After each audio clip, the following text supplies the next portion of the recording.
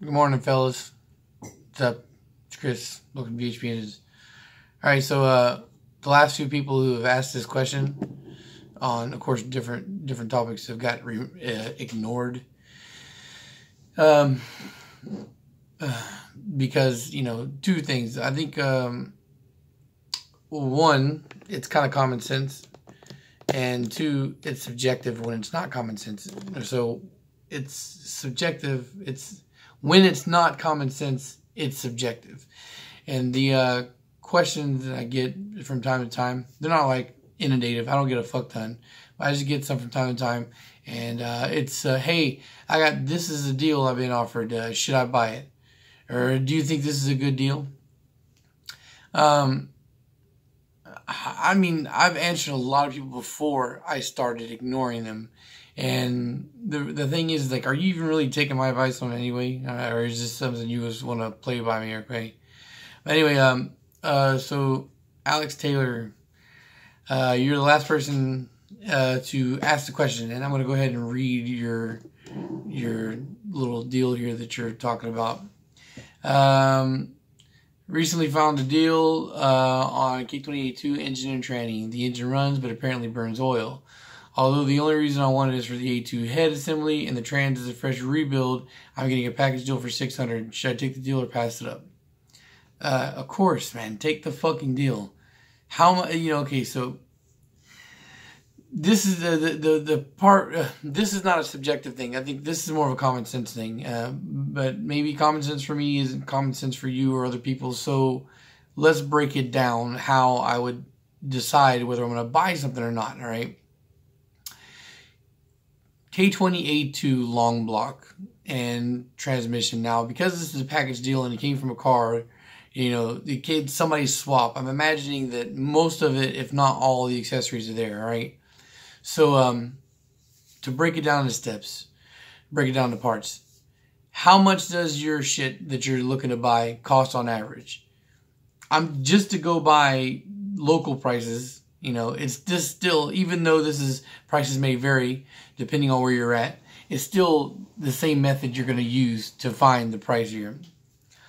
So starting with the transmission, ignoring the fact that it's a fresh rebuild, just the transmission is healthy, right? A 6-speed healthy transmissions.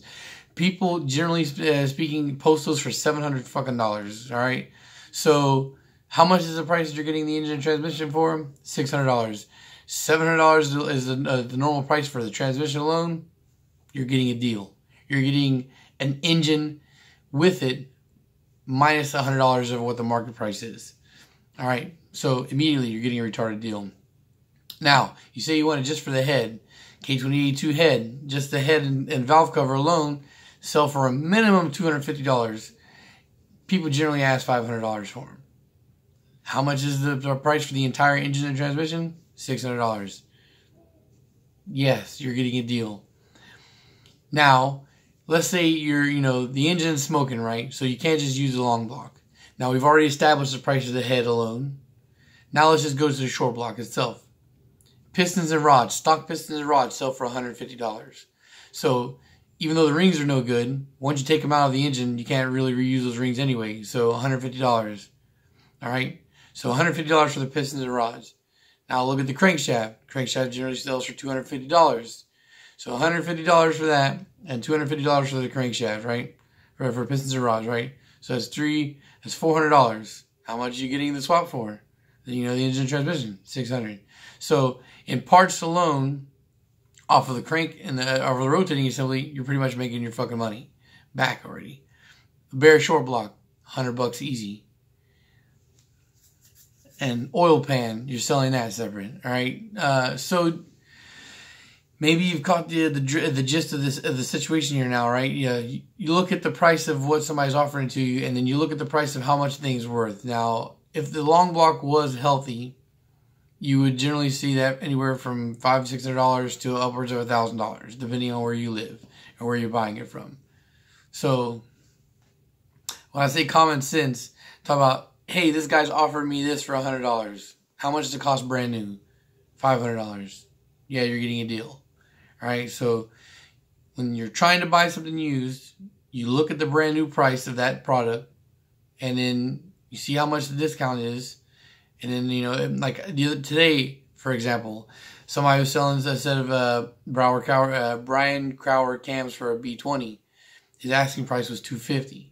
So I hopped on eBay. I see him for $270. Like, that's not much of a markdown for me to be excited to go buy that locally. All right, that's what I look at when I look at for something. Now, for people who are looking for buying bad engines or whatnot, like I say, I like to buy engines with problems because I like to rebuild. And at least if I'm buying something I know has a problem, I'm not overpaying for something that may potentially have a problem without me checking it.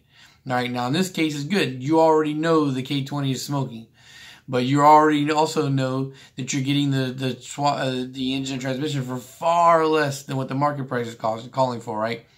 So when I go to look for like a block that's spun, a bearing or whatnot, I already have my set price I'm paying for something with that issue.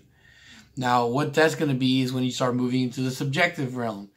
You got to know how much something is worth to you. How much are you willing to pay for something? So if somebody sells a 1999 Honda Civic that's in mint condition, never been modified, and they're asking $6,000, maybe to you, $6,000 for a mint 1999 Honda Civic is something you're willing to pay. While other people, like myself included, would probably tell you go shove that car up your ass for that kind of price.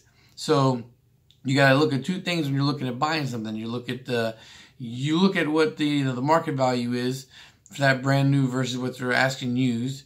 And then the second thing would be subjective, because sometimes you can get something that, that you'd be willing to pay more for what the car would Blue Book for.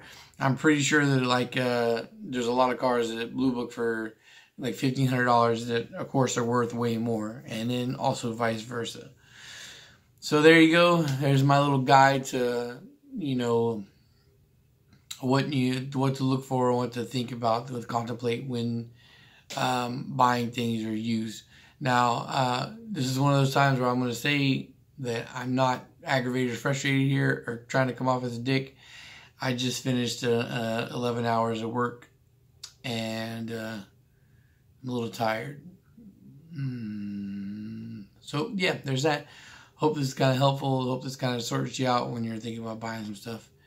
And peace. Have a good day.